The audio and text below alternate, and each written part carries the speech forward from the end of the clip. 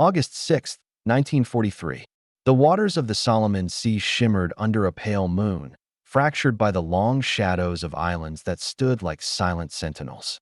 Beneath the waves lurked a predator, Japan's I-25 submarine, sleek and confident, a steel dagger meant to slice American supply lines. Its captain, Commander Meiji Tegami, believed the night belonged to him. For months, Japanese subs had prowled the Pacific, striking with impunity, sending tankers and destroyers to the bottom with fiery eruptions. The Imperial Navy's underwater arm was feared. But tonight, an unseen presence stalked the hunter itself. Far above, cutting silently across the ocean surface, 3 American destroyer escorts glided in formation. Their crews stood tense at their stations, listening, waiting, guided by a technology the Japanese barely understood. Suddenly, the stillness shattered. Sonar operators picked up the faint echo of steel moving beneath the sea. Contact bearing 150, range 2,000 yards. The words crackled through American radios with precision, every ship instantly in sync. Engines roared, depth charge racks clattered, and the ocean erupted into a boiling inferno. Commander Tegami had only seconds to realize. He was the hunted. The submarine shuddered as explosions ripped the sea apart, rivets popping, and pipes bursting. Men were thrown against steel bulkheads as seawater poured in. The predator that once struck fear into American sailors was now crippled, trapped, and dying. Above the surface, the destroyer escorts moved like wolves, coordinated and relentless, their captains connected by invisible signals. Radios crackled, commands snapped, and the American pack tightened its jaws. In that moment, Japanese officers could scarcely comprehend what was unfolding. Their prized submarines, symbols of naval dominance, were being dragged to watery graves by ships the Japanese had dismissed as fragile and insignificant. Yet these unassuming escorts wielded a secret edge: radar that pierced the night, sonar that painted the deep, and radios that bound their crews into a single organism. The Pacific War had shifted. The mighty submarines of the rising sun, once instruments of terror, now found themselves stalked with eerie precision. For Japanese commanders, disbelief became despair. Reports filtered back to Tokyo describing entire patrols wiped out, submarines lost with all hands, and ambushes by American escorts they had underestimated. It was not just the loss of steel and men, it was the unraveling of faith in a doctrine. Submarines had been Japan's invisible sword. Now that sword was being snapped in half. Picture the terror inside those steel coffins as depth charges fell. Each explosion was not just a sound but a physical hammer, a concussive force that rattled teeth and bones, extinguished lights, and sprayed sparks across control rooms. Submarine crews clutched their ears, faces contorted in agony, as gauges shattered and valves blew apart.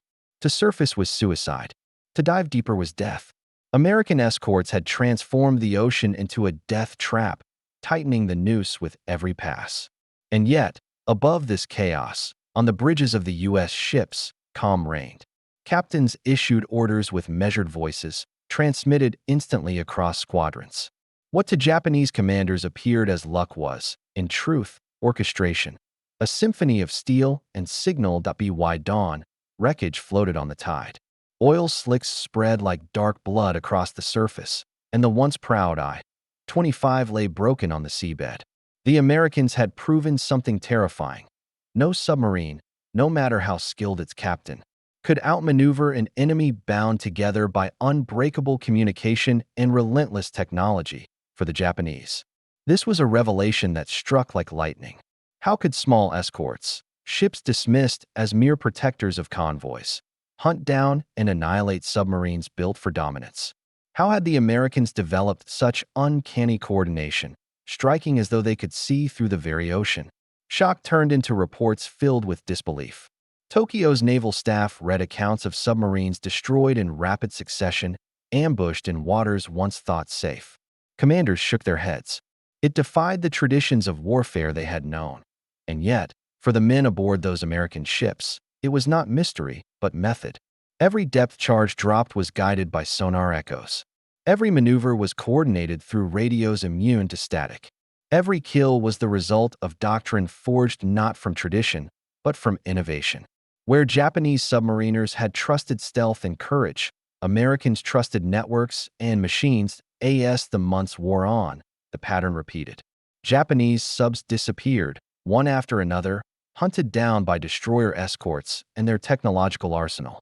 It was not the clash of giants on open seas, not the thunder of Yamato against carriers, but something quieter, deadlier, and just as decisive. Beneath the waves, the silent war tilted in America's favor. The ocean, once a stage for Japan's unseen killers, now became their graveyard. Escorts, often overlooked in grand strategy, became executioners of the deep. And as each submarine failed to return, Japanese commanders were left grappling with a grim reality. Their invisible hunters had become the hunted. That it was not brute strength that had turned the tide, nor sheer numbers. It was something subtler, an edge the Japanese neither possessed nor anticipated. American destroyer escorts, underestimated and almost forgotten in the vast machinery of war, had revealed a truth that shook the Imperial Navy to its core: technology, coordination, and relentless innovation could erase centuries of doctrine in a single night of fire and steel. The hunters had become prey, and the ocean would never be the same again. By the summer of 1943, the Pacific War had become a battle of endurance, a vast contest of steel, oil, and human will stretching from the Aleutians to the Solomons. The Imperial Japanese Navy had once roamed with confidence, its submarines prowling the ocean like wolves. In the opening months of the conflict, they had struck with precision, torpedoing carriers at Pearl Harbor's approaches, ambushing cruisers in the Coral Sea, and haunting American supply convoys like specters of the deep. To Tokyo, the submarine fleet was not merely a weapon, it was a strategy, a doctrine rooted in the belief that stealth and audacity could cripple a superior enemy. But by mid-war, the map of the Pacific told another story. Japan's empire stretched thin across thousands of islands, its lifelines vulnerable to the strangling grip of American industry. The United States, with its sprawling factories in Detroit, Pittsburgh, and San Diego, churned out ships and planes at a pace no nation on Earth could match. Convoys streamed westward across the ocean, bringing fuel, munitions, and men in a ceaseless tide. For Japan's submariners, the task was clear: cut those arteries, starve the enemy, and force him to bleed resources faster than he could replace them. The logic seemed sound. After all, the German U-boats in the Atlantic had nearly severed Britain's lifelines in 1942, sending merchant tonnage to the bottom in terrifying numbers. Why could Japan not replicate that success in the Pacific? The problem lay in doctrine. The Germans had embraced commerce raiding as a central mission. Japan, by contrast, had built its submarine fleet around fleet engagements. Their subs were designed to shadow enemy battle groups, to strike warships rather than merchantmen. Even after early successes, Japanese admirals clung to this belief, focusing their deadly boats on hunting carriers and cruisers while convoys slipped past at the same time. A mismatch in expectations unfolded. Japanese commanders assumed American escorts were little more than floating guards, lightly armed, undertrained, and meant only to shield merchants until the true naval forces arrived. They expected easy prey, much like the destroyer screens off Malaya or the Philippines. But in the Pacific, something else had taken shape, a doctrine born of necessity, honed by bloody trial and error, and empowered by a technological edge. By 1943, American naval planners had realized that their survival depended not on massive ships alone, but on the humble escort. Convoys crossing vast expanses of ocean required protection, and the old World War I methods, scattered patrols, random depth-charge drops, were no longer enough.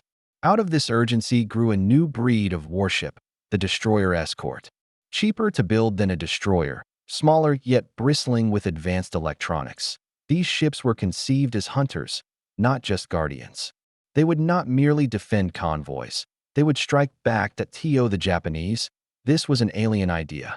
Naval tradition emphasized the decisive battle, fleets clashing in thunderous duels, battleships pounding each other at range, and carriers unleashing waves of aircraft. Submarines were scouts and assassins, not victims. Yet as American escorts began to take the field in numbers, a new reality emerged. The Pacific was no longer a vast ocean of invisibility. It was a battlefield where sound and signal could betray even the stealthiest hunter. The cultural gulf widened.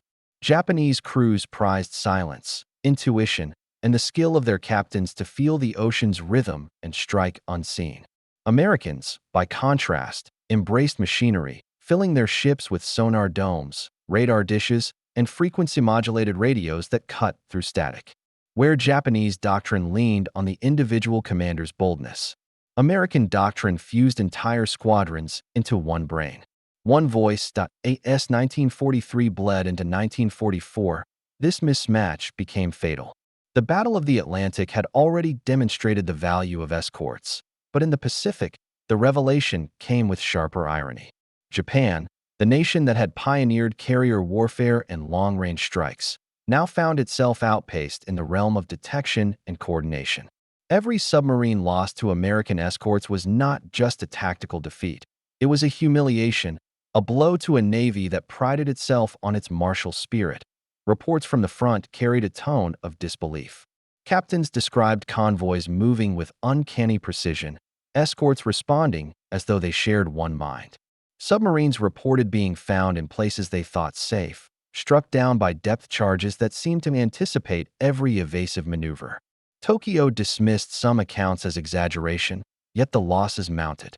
One by one, Japan's finest submarines vanished into the abyss. The broader situation compounded the crisis. Japan's industrial base, already stretched to the breaking point, could not replace the losses. Each submarine lost was not just steel but skilled men, navigators, engineers, and gunners, trained over years, now gone forever. Meanwhile, the United States poured out escorts by the dozen, manned by fresh crews trained under standardized doctrine. Where Japan bled experience, America multiplied presence. In the war rooms of both nations, the implications crystallized. Japan had entered the conflict believing it could dictate the tempo, ambush at will, and force the enemy into submission through shock and attrition. But the Americans had rewritten the rules. Convoys once considered vulnerable now moved with growing confidence. Submarines, once considered predators, now found themselves outmatched by the very prey they hunted. This was the great shift in the Pacific War's undersea struggle. The contest was no longer between hunter and hunted, but between doctrine and adaptation. One side clung to tradition, hoping valor and stealth could overcome a storm of steel. The other embraced technology, forging a new way of war where communication and coordination reigned supreme. And so, by late 1943, the question was no longer whether Japan's submarines could cripple American supply lines. It was how long they could survive at all. The revelation came not with fanfare, but with shock in the quiet moments after defeat. Japanese commanders, poring over patrol reports and after-action notes, could not comprehend how their submarines, masters of stealth and surprise, were being hunted with such ruthless accuracy. For years, the ocean had been their ally, its vastness a cloak that shielded their boats from reprisal. Now, that cloak had been torn away, replaced by an invisible net of signals and sound. At the heart of this mystery lay something the Japanese did not fully understand. American escorts did not act alone. They hunted as one. When a sonar ping revealed a whisper of steel beneath the waves, it was not just one ship that responded, but an entire formation. Messages flashed across frequency-modulated radios, crisp and clear, unaffected by the static and atmospheric distortion that plagued older systems. Orders that once would have been garbled or delayed were now delivered instantly, binding 3, 4, or 5 ships into a single mind. The Japanese, this coordination seemed uncanny, almost supernatural. Reports from submarine survivors spoke of escorts that moved as if choreographed, weaving through the waves with purpose, cutting off escape routes with eerie precision. A submarine could dive deep, alter course, or slip into thermal layers, but the Americans were there, waiting, adjusting, responding as though they anticipated every move. The hidden advantage was not superior steel or larger guns. It was a connection, where Japanese submarines relied on the instincts of their captains and the silence of their crews. American escorts relied on technology that allowed every officer, every gunner, and every sonar operator to share the same awareness. A sonar echo on one ship became a hunting signal for all. A radar blip spotted by a lookout was instantly transmitted to the squadron. Radios stitched these ships together, making them a pack rather than a scattering of lone hunters. Japanese doctrine had never envisioned this. In their calculations, escorts were fragile, expendable guardians, armed just enough to protect convoys from the occasional threat. They were never meant to challenge the silent killers of the deep. Yet, time and again, submarines returned from patrol or failed to return at all. Because these small ships had turned into executioners, the disbelief ran deep. Admiral Shigeru Fukudome, reviewing reports from the South Pacific, wrote that American escort groups seemed to strike from the dark as if guided by some unseen hand. In Tokyo, whispers spread through the naval staff that perhaps the Americans had developed a new form of detection, some device beyond the reach of Japanese science. The truth was more mundane yet devastating. Frequency-modulated radios, radar sweeping the skies, and sonar sweeping the depths. The Germans, allies of Japan, had already tasted the bitterness of this reality in the Atlantic, where Allied escorts broke the U-boat menace through wolf-pack countertactics. But Japan's naval command remained slow to absorb the lesson. Pride blinded them. They believed their submarines were superior, their captains unmatched in daring. And indeed, many were veterans of daring patrols and devastating ambushes. But courage could not outpace coordination. Stealth could not outwit signal. Consider the words of Lieutenant Commander Makitsura Hashimoto, later captain of the ill-fated I-58. The Americans fought as if they saw through the ocean itself. Their destroyers moved with a unity we could not fathom. It was as though our every intention was known before we acted. His words carried the weight of a man who had seen the ocean shift beneath him. An invisible tide of technology reshaping the battlefield. American crews. This was not magic, but method. Young sailors, many barely out of training camps, operated their radios and sonar sets with mechanical precision, drilled relentlessly until response became reflex.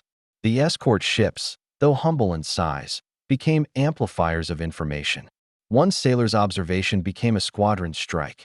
One sonar contact became a death sentence. The Japanese could not replicate this quickly. Their radios were prone to interference, their coordination limited by rigid doctrine that prized individual initiative over fluid teamwork. In submarine warfare, this became fatal. An isolated boat, cut off from allies and hunted by a synchronized enemy, stood no chance. And so, the hidden advantage revealed itself not just in sinking steel, but in shattering faith. Japanese commanders who had once trusted the invisibility of the ocean now faced an enemy who seemed to illuminate it. Each submarine destroyed was a reminder that the rules had changed, that the traditions of stealth and patience could no longer guarantee survival. What had once been a war of shadows had become a war of signals. The Americans had unlocked a new dimension of warfare, one that the Japanese could scarcely understand in the moment but would come to respect in bitter hindsight. It was not bravery that doomed the I-25, the I-37, or the I-46. It was the unseen threads of radio and radar, weaving small escorts into something larger than themselves. This was the true terror for Japanese commanders, realizing that their submarines, once the silent killers of the Pacific, were now being hunted by an enemy who fought not as individuals, but as one. Beneath the steel decks of America's destroyer escorts, the true secret weapon hummed and crackled, not in the barrels of their guns, but in the guts of their machines. The Japanese could see the hulls, count the depth charge racks, and estimate the speed of the screws. What they could not see, what they could not fully comprehend, were the invisible systems that turned these modest ships into predators of the deep. The revolution was not in firepower, but in information. Take the sonar. Known officially as ASTIC by the British and sonar by the Americans, it was the ear that pierced the ocean's veil. A dome mounted beneath the ship's hull sent out pings, bursts of sound that rolled through the depths like invisible pulses of light. When those pulses struck steel, they returned as echoes, faint whispers that operators transformed into bearings and ranges. To Japanese submariners, accustomed to silence as their shield, it was a nightmare. The ocean was no longer blind. A submarine's dive, its desperate maneuver, its attempt to vanish into the depths, all of it could be heard, tracked, and hunted, but sonar alone was not enough. In the age of vacuum tubes and crystal oscillators, communication was everything. Here, the Americans wielded something the Japanese did not: frequency modulation radios. The SCR-608 and its naval cousin, the SCR-610, were marvels of engineering.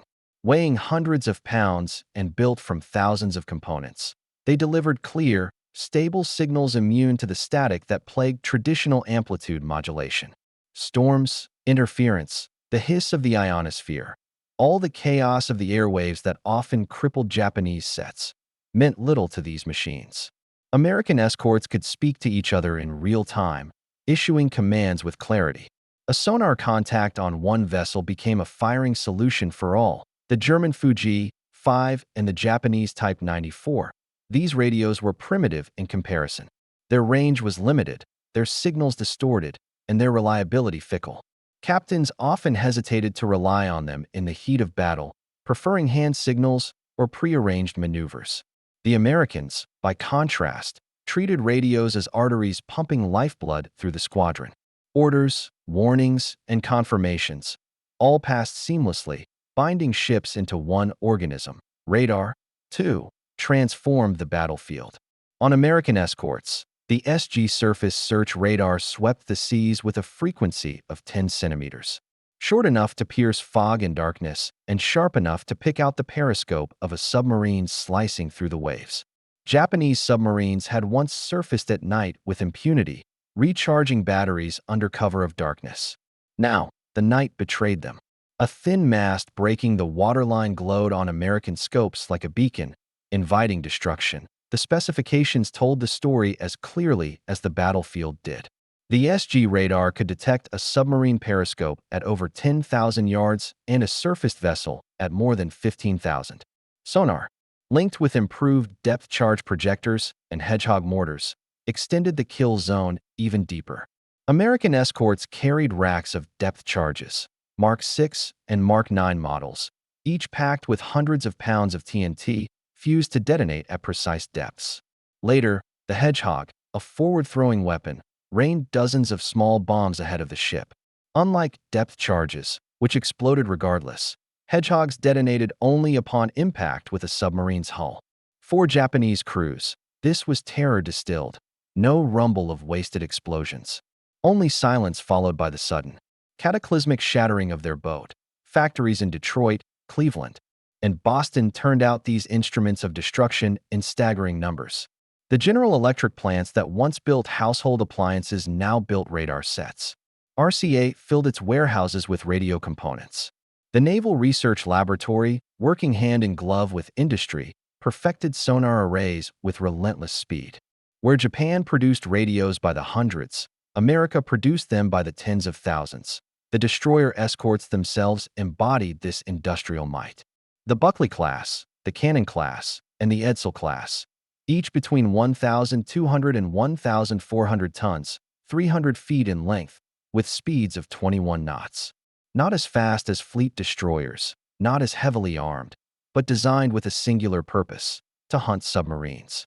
Equipped with twin 5-inch guns, multiple 40mm Bofors, 20mm Oerlikons, racks of depth charges, and the new Hedgehog launchers, they bristled with tools of destruction. Yet their true edge was not what the eye could see, but the systems that guided every weapon, every maneuver. In contrast, Japanese submarines, though technically impressive in their own right, lagged fatally in countermeasures. The Type B1 and Type C1 boats were large and powerful, with ranges of over 14,000 nautical miles. They carried torpedoes capable of sinking carriers and even float planes for reconnaissance. But their radios were weak, their radar non-existent until late in the war, and their sonar primitive.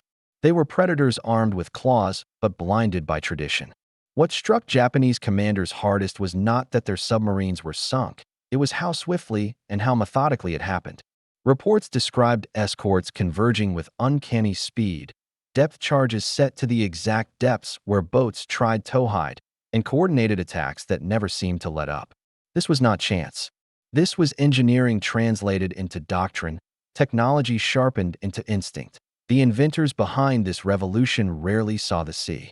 Engineers in white coats, hunched over workbenches and labs, devised circuits that gave American sailors their edge. Paul Galvin at Motorola, David Sarnoff at RCA, anonymous technicians at Bell Labs. They would never feel the terror of a depth charge, but their machines determined who lived and who died beneath the waves. Their radios connected men across steel decks, their radar peeled back the night, and their sonar stripped submarines of invisibility. It was this deep, invisible machinery that turned modest destroyer escorts into killers feared by Japan's finest submariners. They were not the most glamorous ships, nor the most celebrated, but they carried within them the proof that wars are won not only with bravery, but also with innovation forged in factory lines and laboratories. In the cold mathematics of war, the specifications mattered. A submarine could dive to 300 feet. Sonar could detect it at 2,000 yards. Depth charges could reach it in seconds, set to explode with pressures equal to dozens of atmospheres. Radios could transmit across squadrons with no delay, no distortion. Add these numbers together, and the outcome becomes inevitable. The Japanese commanders, reading these reports, faced a truth they could scarcely admit. Their warriors fought with courage, but the Americans fought with science. And in the unforgiving depths of the Pacific, science would prevail. September 19, 1944. The waters east of Luzon boiled with tension as the submarine RO-112 slipped into its patrol zone. For days, the Japanese boat had stalked the lanes through which American convoys steamed toward the Philippines. Inside the steel hull, Commander Matsumura believed he had found opportunity. A string of freighters plowed through the swells ahead, their wakes white in the moonlight. Easy prey, he thought. His torpedo crews stood ready. But what Matsumura did not know was that 3 American destroyer escorts were already closing in, alerted by a sonar contact minutes earlier. It began with a ping. A single pulse echoing through the depths, sharp, unmistakable. On the USS Samuel S. Miles, the sonar operator's headphones crackled with the faint reply of steel hidden beneath the sea. Instantly, the contact was relayed. Radios came alive across the squadron. Submarine bearing 090, range 1,800 yards. The words traveled ship to ship with flawless clarity, as though the entire group shared the same brain. Orders rippled across the water. Engines roared to life. Guns slewed toward the surface, ready for the submarine's desperate last gamble. The hunt had begun. RO-112 dove, its engines straining, its hull creaking as it sought refuge in the black depths. The Japanese crew worked in near silence, every eye on the depth gauges, every hand trembling as depth charges splashed above them. Seconds later, the ocean convulsed. Explosions hammered the submarine, rattling bolts loose and spraying sparks across the control room. Lights flickered, gauges shattered. The boat lurched, its crew thrown against steel. Matsumura barked orders, but fear gnawed at every man. Above, the escorts moved with ruthless coordination. The Samuel S. Miles attacked first, rolling depth charges in a perfect pattern. USS Whitehurst followed with a hedgehog barrage, dozens of bombs hurled forward in an arc, raining down like iron hail. USS Wyman tightened the trap from the other flank, cutting off the submarine's escape route. To Japanese ears below, the pounding rhythm was unrelenting. Explosions so close the submarine's steel hull flexed inward, groaning like a living thing in agony. For nearly an hour, the dance continued. The submarine tried to shake pursuit, changing depth, altering course, and releasing decoys. Each time, the escorts adapted instantly. A fresh sonar ping, a rapid radio call, a new vector of attack. The Americans moved as though guided by foresight, hemming the boat in with precision. Then came the silence. The hedgehog bomb struck, and the ocean held its breath. A second later, the abyss erupted. A column of water and oil burst to the surface, black and red against the moonlight. RO-112 was gone, torn apart in seconds. The battle was over, but the implications rippled far beyond that patch of sea. For the Americans, it was another victory in a string of triumphs that transformed the Pacific convoy lanes from killing grounds into secure highways of war. For the Japanese, it was a moment of bitter recognition. Their submarines were no longer predators. They were prey, hunted and destroyed with chilling efficiency. At Air Accord in Europe, tanks clashed, in muddy fields. At Peleliu, Marines bled on jagged coral. But here, in the depths east of Luzon, the war took a quieter form, no less decisive. Each submarine sunk by escorts meant supplies arriving safely, invasion sustained, and momentum carried forward.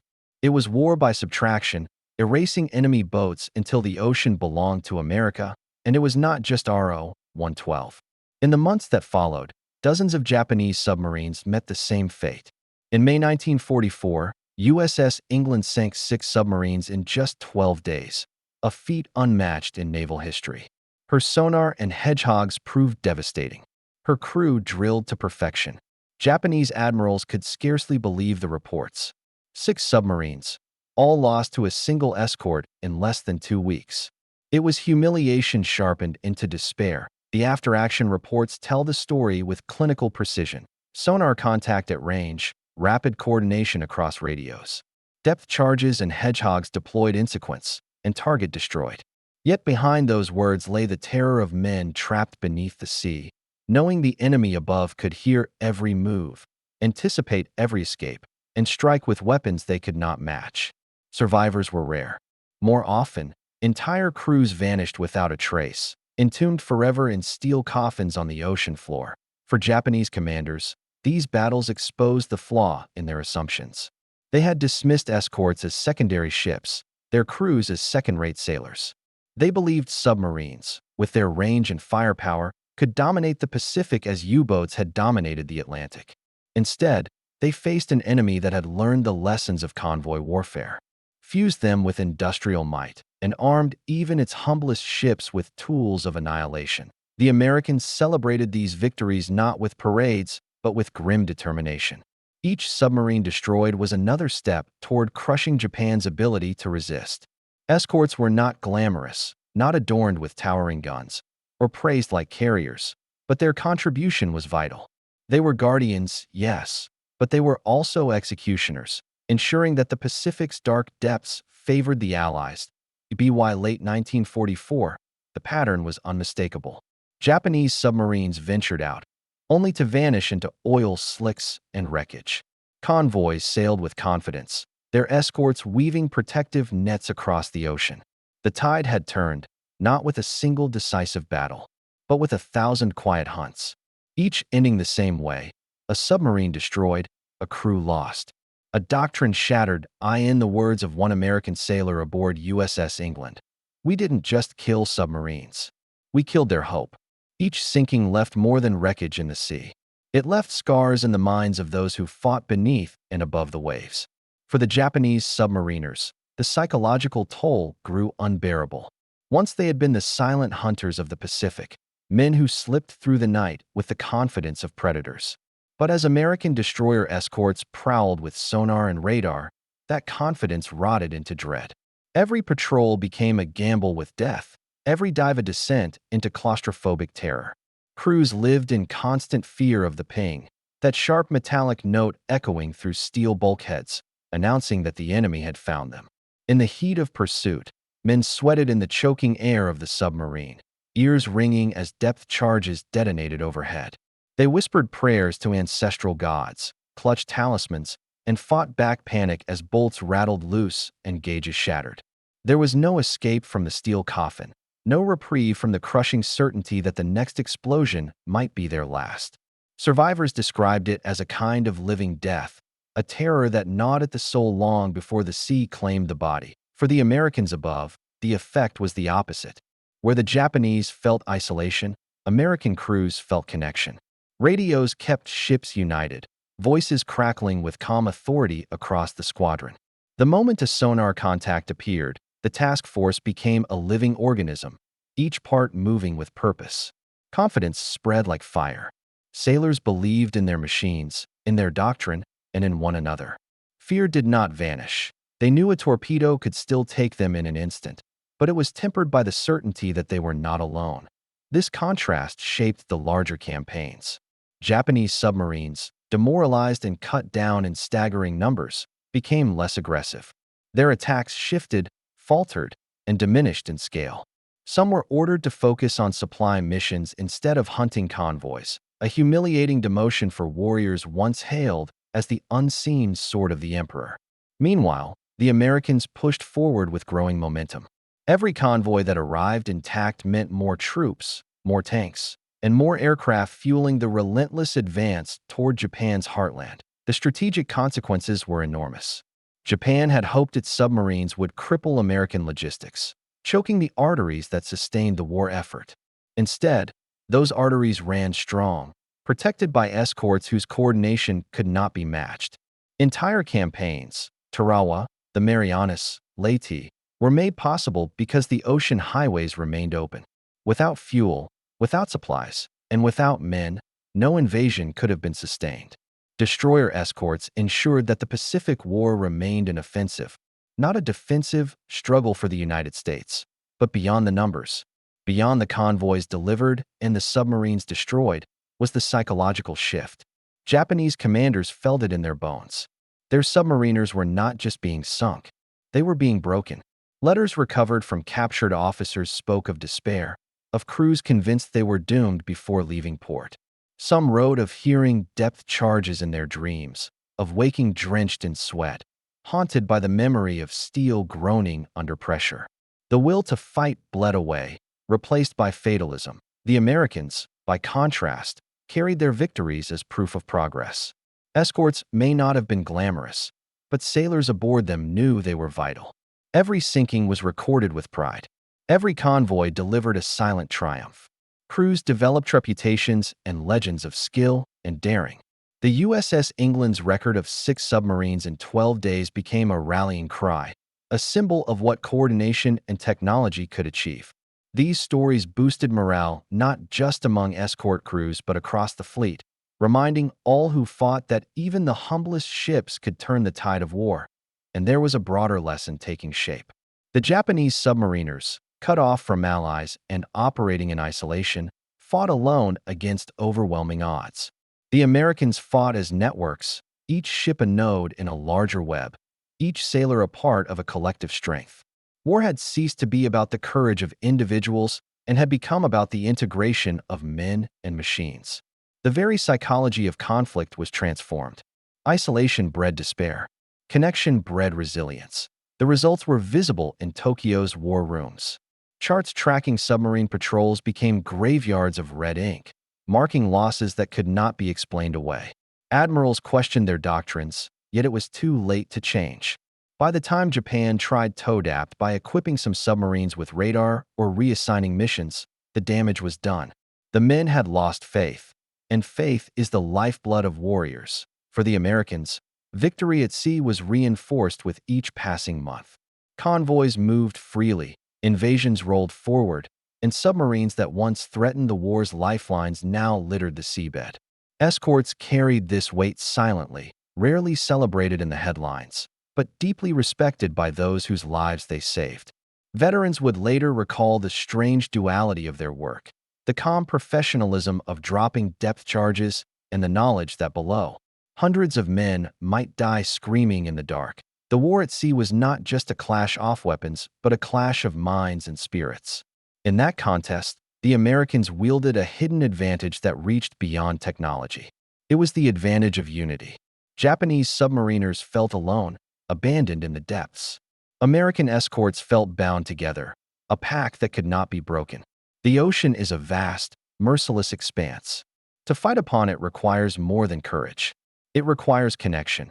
And that, more than any depth charge or hedgehog, was the weapon that broke Japan's submarine fleet. In the final year of the war, the Pacific's deep waters became graveyards of steel. Japanese submarines that had once prowled with confidence now lay silent on the seabed, their hulls twisted, their crews entombed forever. To the men in Tokyo's naval staff, the scale of the disaster was undeniable. By 1945, more than 120 Japanese submarines had been lost, many to the relentless hunts of American destroyer escorts. What was meant to be a weapon of terror had become a symbol of futility. The legacy of those encounters stretched far beyond the sinking of any single boat. They demonstrated a truth that would echo into the Cold War and beyond. In modern warfare, technology and coordination outweigh tradition and bravado. Japan had built submarines of impressive size and range, commanded by daring officers. But those advantages crumbled before a fleet that fought not as individuals, but as a single, connected organism. Radios, radar, and sonar, these were not just tools. They were the nervous system of a new kind of warfare. American escorts, dismissed at first as auxiliary ships, proved that small vessels armed with the right technology could alter the balance of a global conflict. The mighty carriers and battleships of the Pacific campaigns often steal the headlines. But it was the humble escort, prowling alongside convoys, that ensured supplies reached Tarawa, Saipan, Leyte, and Iwo Jima. Without them, the great invasions could not have been sustained. They were the silent guarantors of victory. For Japanese commanders, the shock turned to bitter reflection. Reports captured after the war reveal their astonishment at the scale of American coordination. One admiral lamented, "Our boats fought bravely, but they fought alone. The Americans fought together, as one mind across many ships." Another admitted, "We believed in the strength of steel. They believed in the strength of connection. And connection defeated us." The submariners themselves left behind haunting testimonies. Survivors spoke of the terror of being hunted, of hearing depth charges creep closer with every pass, and of watching comrades die in agony. Yet they also spoke with grudging respect. The Americans had not relied on chance or blind aggression. They had crafted a method, precise and disciplined, that turned the ocean itself into a weapon. For every submarine crew that slipped beneath the waves, there was a realization that their enemy was not simply stronger, but smarter, faster, and more connected. The lesson was not lost on post-war navies. In the Cold War, NATO fleets built their doctrine around the very principles proven in the Pacific: networked ships, advanced sonar, and coordinated strikes. The United States invested heavily in anti-submarine warfare, creating hunter-killer groups designed to track Soviet submarines across the globe. The invisible war beneath the waves became a cornerstone of strategy, from the North Atlantic to the Arctic Circle. The technology born in the Pacific carried forward, refined with nuclear power, digital processors, and satellite links. Yet the principle remained unchanged. Connection is survival. Decades later, in conflicts like the Gulf War, the echoes of that lesson resounded again. Commanders coordinated across vast distances with precision unimaginable in 1943. Tanks and aircraft, ships and satellites, all linked by invisible threads of communication. The foundation of that doctrine had been laid by the destroyer escorts of World War II. Ships that proved the value of seeing together, thinking together, and fighting together for veterans. The memory was both a pride and a burden. American sailors who had manned sonar stations or rolled depth charges remembered the satisfaction of victory, but also the knowledge of what it meant. Each oil slick spreading across the sea marked not just the destruction of steel, but the end of hundreds of lives. They carried that weight into peacetime, knowing they had done their duty, but also knowing the ocean still held the ghosts of their enemies. And yet, the truth could not be ignored. Without those victories, the Pacific War might have dragged on, supply lines severed, invasions delayed, and casualties multiplied. The Escorts' silent war ensured that the Allies could strike with overwhelming force, delivering the blows that brought Japan to its knees. In their unheralded way, they helped decide the fate of nations. The story of the Japanese submarine fleet's destruction is more than a tale of ships and weapons. It is a story of transformation, of how courage alone is not enough, of how tradition can falter against innovation, of how the humble can rise to decisive importance when armed with the right tools. It is a story of men who believed the ocean would protect them, only to find it betraying them. Echoing their presence to an enemy who could hear through the dark, as the war ended and the seas grew quiet. One lesson remained etched in steel and blood. In the modern age, war belongs not to the strongest or the boldest, but to those who can connect, coordinate, and outthink their enemy. Japan's submarines fought with valor, but America's escorts fought with unity. And in that unity lay victory. The ocean keeps its secrets, but history remembers its lessons. The hunters became the hunted, and in their fall, they revealed the truth of modern war. Connection defeats isolation, speed defeats armor. And those who fight as one will always triumph over those who fight alone.